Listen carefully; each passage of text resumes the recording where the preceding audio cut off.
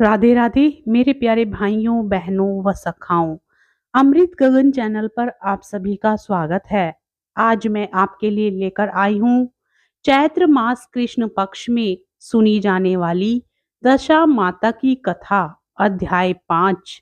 मित्रों, दशा माता की कथा को होली के बाद अगले 10 दिनों तक श्रवण किया जाता है।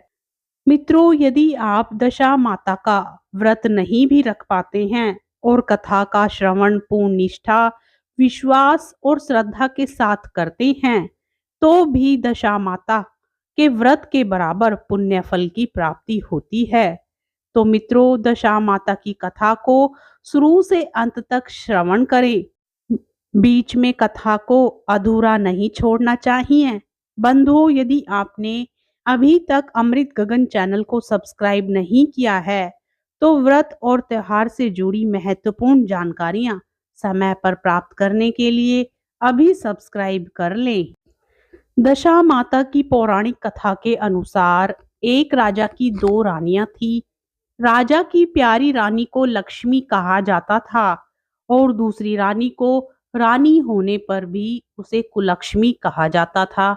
एक दिन लक्ष्मी रानी क्रोध होकर लकड़ी का पट्टा ले मलिन कपड़े पहनकर कोप भवन में जा लेटी। राजा ने लक्ष्मी से पूछा, तुम कोप भवन में क्यों पड़ी हो? तुम क्या चाहती हो? रानी बोली, कुलक्ष्मी को देश से निकाल दिया जाए। कुलक्ष्मी रानी थी, इसलिए उसे निकाल देने से राजा की बदनामी होने का डर था। इसलिए रानी को पीहर छोड़कर आने की बात सोची गई। राजा ने पटरानी को एक रथ में सवार कराया और स्वयं घोड़े पर चढ़कर रथ के साथ चलने लगा। एक बीहड़ जंगल में पहुंचकर राजा ने रथ को रुकवाया।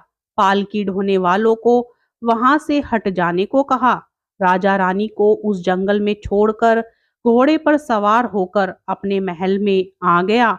कुलक्ष्मी को बाट जोहते सारी रात बीत गई। रानी को प्यास लगी, वह रथ से उतरकर पानी की तलाश में चल दी। रानी ने आसपास पानी खोजा, परंतु उसे कोई जलाशय दिखाई नहीं दिया। रानी ने एक सारस के जोड़े को एक तरफ जाते देखा। रानी कुलक्ष्मी सारस के जोड़े के पीछे चल दी। चलते चलते वह एक नदी के किनारे पहुंच गई। रानी ने सोचा, आदि से निवृत्त होकर उसी नदी में स्नान किया और जल पीकर अपनी प्यास बुझाई। उस समय कुछ अन्य स्त्रियां भी स्नान कर रही थी। स्नान करने के बाद उन स्त्रियों ने दशा माता का डोरा लिया। उनके पास एक डोरा बच गया। उन्होंने रानी से डोरा लेने का अनुरोध किया। रानी डोरा लेकर अपने रथ में बैठ गई। दशा माता ने रानी की परीक्षा लेने के लिए एक बुढ़िया का वेश धारण कर उसके रथ के पास आई। वह रानी से बोली कि बेटी, यहाँ बैठी क्या कर रही हो? रानी ने बुढ़िया से कहा, पहले तुम बताओ तुम कौन हो? बुढ़िया ने उत्तर दिया, मैं तुम्हारी मौसी हूँ। तब रानी उसके गले लगकर रोने लगी। उसने अपनी विपदा भरी सारी कहानी बुढ़िया को बता दी। अंत में रानी ने बुढ़िया से कहा, अब मुझे केवल तुम्हारा ही सहारा है, मेरी रक्षा करो। दशा माता की कृपा से उसी जगह माया का शहर बस गया। रानी के भाई भाभी आदि सारा मायका वहां प्रकट हो गया। रानी ने अपने पीहर के साथ मिलकर 9 दिन दशा माता की कथा कहानियां सुनाई। 10वें दिन डोरे की पूजा होनी थी। उस दिन सवेरे उठकर दशा माता ने रानी से कहा, नदी में स्नान कराओ, वहां तुमको स्वर्ण कलश मिलेगा, तुम उसे ले लेना और जो डोली तुम्हें लेने आए उसमें बैठ जाना। किसी से ये मत पूछना कि यह डोली किसकी है। रानी ने नदी में स्नान किया। वह स्नान करके बाहर निकल आई तो उसे 2 स्वर्ण के कलश नदी के किनारे रखे मिले। उन्हीं के पास रेशमी वस्त्र रखे थे। उन वस्त्रों को रानी ने पहन लिया।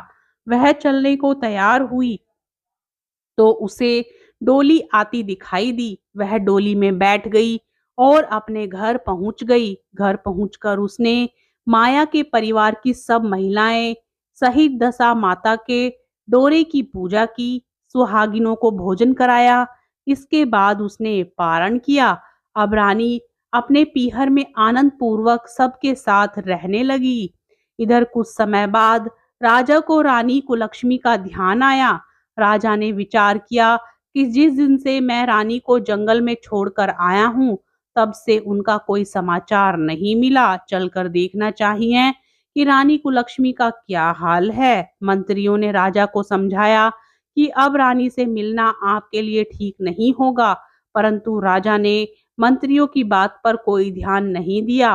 वह घोड़े पर सवार होकर उसी स्थान पर पहुंचा जहां रानी को छोड़ आया था। राजा को यह देखकर बड़ा आश्चर्य हुआ कि यहाँ तो सघन वन था, परंतु अब यहाँ रमणीक बस्ती बस चुकी है। राजा ने लोगों से पूछा, ये कौन सी नगरी है? लोगों ने उसे बताया, यह कुलक्ष्मी का नगर है।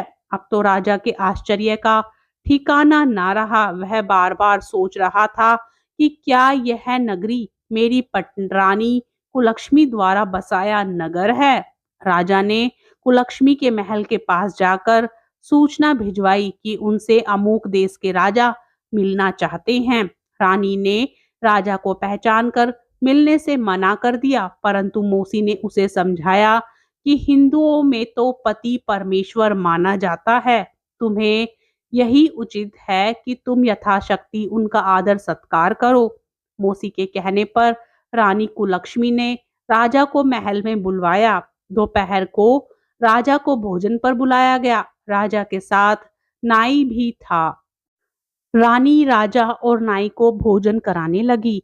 पहली बार रानी ने नाई की पत्तल पर भोजन परोसा तो नाई ने रानी के पैर पर एक छींटा लगाया। रानी इस भेद को नहीं समझ सकी कि नाई ने उसके पैर पर रायते का छींटा क्यों मारा। रानी दूसरी बार पोशाक बदलकर फिर आई। राजा मन में सोचने लगा कि यहाँ तो बहुत सी रानियां हैं, सबकी शकल एक जैसी है, मैं अपनी रानी को कैसे पहचानूंगा। डेरे आकर राजा ने नाई से कहा, यहाँ तो कई रानियां हैं, मैं अपनी रानी को कैसे पहचानूं। नाई बड़ा चतुर था। वह बोला, रानी तो एक ही है, परंतु वह पोशाक बदल कर हमारे सामने आ रही है।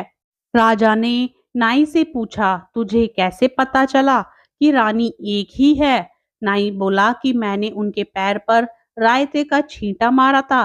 वह 3 बार कपड़े बदलकर हमारे सामने आई, परंतु वह छींटा उनके पैर पर तीनों बार लगा था। अगले दिन रानी ने राजा को अपने महल में बुलवाया। राजा को अपनी मेज पर बिठाकर खाने के लिए पान का बीड़ा दिया। पान खाकर राजा पलंग पर लेट गया और रानी उसके पैर दबाने लगी। राजा ने रानी से अपने किए के लिए क्षमा मांगी और रानी को अपनी राजधानी में चलने को कहा। रानी ने कहा, आप मुझे किस मुंह से चलने को कह रहे हो? आप तो मुझे जंगल में अकेला छोड़कर चले गए थे। आप तो दूसरी रानी के कहने में आकर मेरा परित्याग कर चुके थे। यह तो मेरी मौसी का किया हुआ है, उसी के कारण यह सब वैभव मुझे प्राप्त हुआ है, वरना आप तो मेरा सर्वनाश कर चुके थे।